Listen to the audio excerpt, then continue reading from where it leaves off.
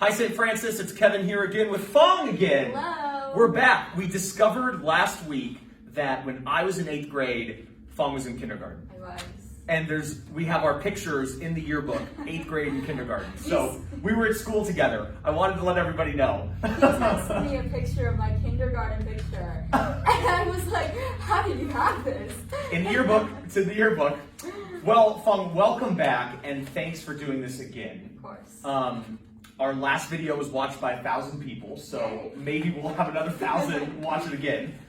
But we're gonna kind of continue off of a discussion we had last week around being Catholic and being engaged in like social justice, volunteering, organizing stuff. Mm-hmm.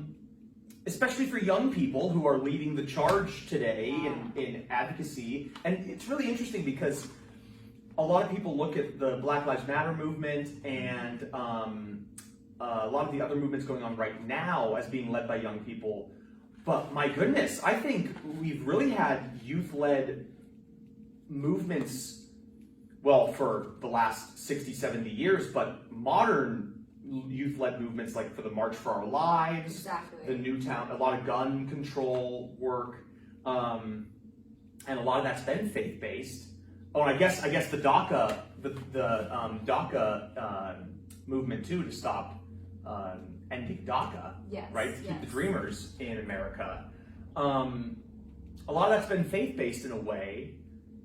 Is being someone who's in a movement or advocating as a young person, does it collide or does it mix well with being a Catholic, do you think? I think both of them come hand in hand. You know, when you think about it, like when you ask yourself, why am I pursuing these things? Like, why am I so invested? It's because like we have these morals from the Catholic Church that, you know, we're taught and that I believe in, which pushes me to go and like see the world around me and assess like what's going wrong, and like, and that's really where the drive comes from. You know, it's like I was taught, and you know, Jesus told me that, you know, we need to treat everyone fairly. Everyone needs, you know, to have their needs met, things like that. You know, and it's one thing to go to mass like we said last week, but then like I really think that the best way to be a disciple is to, you know, to go out and do it, to spread the word, to help, and I think that's what kind of drives me. Like in the first reading today of the reading from Isaiah, if you come to God if you have nothing. All who are thirsty, come. You who have no money, come. You without paying or without cost, come. You don't delight in rich fare, come and you shall eat. Like this is I think the part of the radicalism of Christianity that's basically saying everyone deserves life. Exactly. Like you all deserve this in your life. There's one big debate happening right now around Christianity and around Jesus as a messenger and what he preached. So there's this debate going on about Jesus as someone who was just a preacher and like challenging religion, and someone who said these systems aren't working. But Jesus was radical in his time. He was like totally the far left. He was the radical. Yeah, he was the one the far left. I mean, I personally think Jesus is the message of Christianity is neither left nor right. Yeah. I really think like the message of Jesus is so still radical. It's still radical because people, even to this day, we've had Jesus' message for 2,000 years. And to this day, we still do not implement it the way I think he came on earth to say to implement it. You know, I was thinking the other day, just kind of what my priest said, and I kind of thought about like, we have all these issues right now in the world, right? You know, we have climate change, you know, the Black Lives Matter movement, and we have all these kind of like God problems, but we're trying to solve them with like human like solutions, and like it just doesn't fit sometimes, like because like I think we've lost touch kind of like in the Catholic world at least, that like we just need to give it up to God sometimes, and some things are out of our control, and like yes, we should pursue legislative solutions, like that should be a priority, but at the same time like we still need to ground ourselves in faith, in prayer, and like things like that, because like it's like, you know, those child blocks, like you have the square and you have the circle, and it just doesn't fit. It's not gonna go in. I think the thing about that makes the most sense for our present moment is Christianity solidifies and unifies everybody. Yes. Within the faith, within the church, you are one. Mm-hmm. There are no divisions. You Exactly. love and care and have faith in everyone regardless of race, gender, creed, anything. Your love and your acceptance and your solidarity breaks through boundaries because of Jesus and because of the message that Christianity brings to the church. Exactly. Right? When you kneel before God, you're all this. There's no difference. There's no. And the most radical thing that Jesus said that still doesn't happen to this day is to not be greedy. And if you're wealthy, to shed your wealth. Yeah. And give it to people. Feed the hungry. Heal the sick. Give money to the poor. Like these are all things that he said that still to this day is not. It's like the radicalism is still there in a lot of ways that I think is still uncomfortable for people to grapple with. But a lot of these youth-led movements are trying to get people to grapple with. Yes, right? Yes.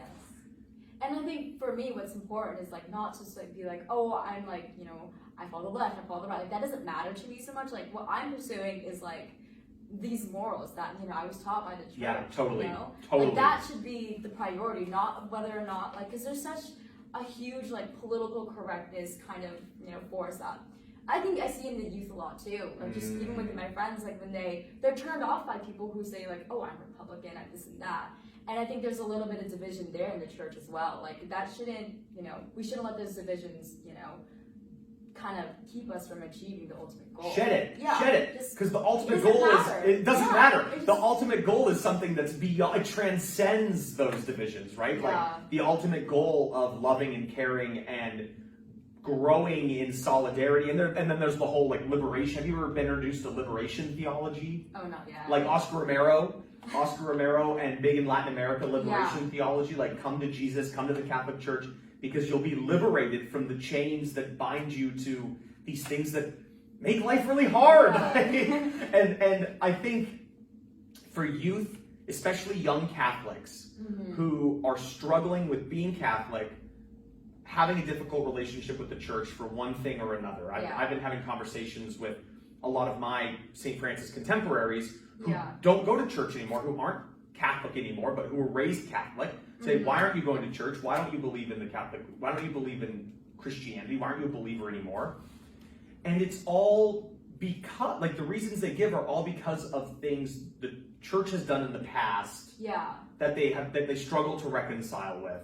Well, here's what I say. I think, you know, church morals and like all of the teachings and the, you know, what we stand for is separate from like the representation that the church has. Because again, there's always going to be like human error. You know, we do have free will, and you do have to take into consideration that. Like, and you know, because I am very Catholic, and I go to church still. Like, I still kind of separate the two. Because like, yes, we're still on earth, but what matters more is like the things that Jesus like talked about, and like, you know, our foundation basically. That's what really matters. The core of it, the principles. That's what matters to me. Like, mercy. Yes. Which you can't get really anywhere else unless you are a practicing. I mean, the ability to forgive and show mercy and say we're all flawed. We all have sinned. And you know, it's so easy to say that, but like to put that in practice is so much harder. It's radical. It's radical, and to have a place. I think this is important for young people to hear. To have a place like the church where you can say you messed up.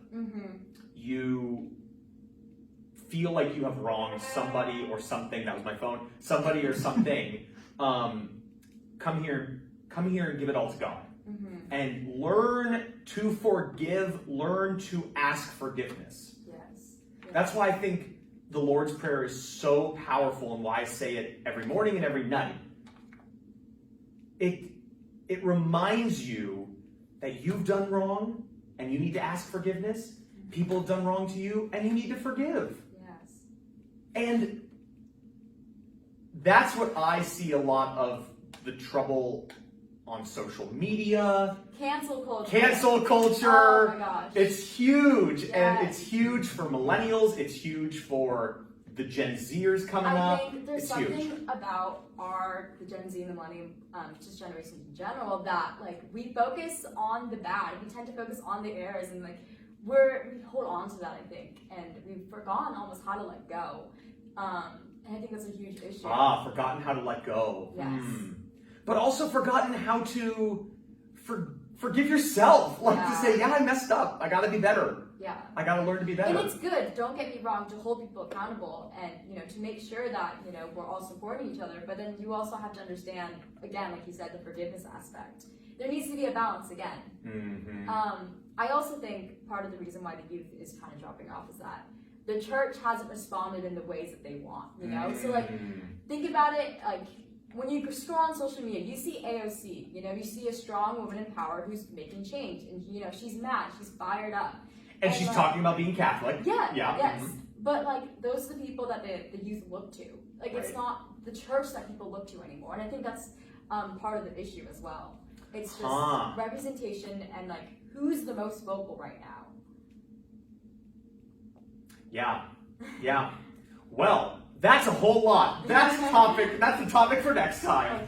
Okay. 2 weeks from now, where we can do our conversation we talked about with trying to get Angel and Lizzie and all three of you together and talk about this very topic. I think that's worthy of a longer conversation and all three of you together. Mm-hmm. Okay, awesome, Phuong. Thank you so much for coming back. Thank you for watching.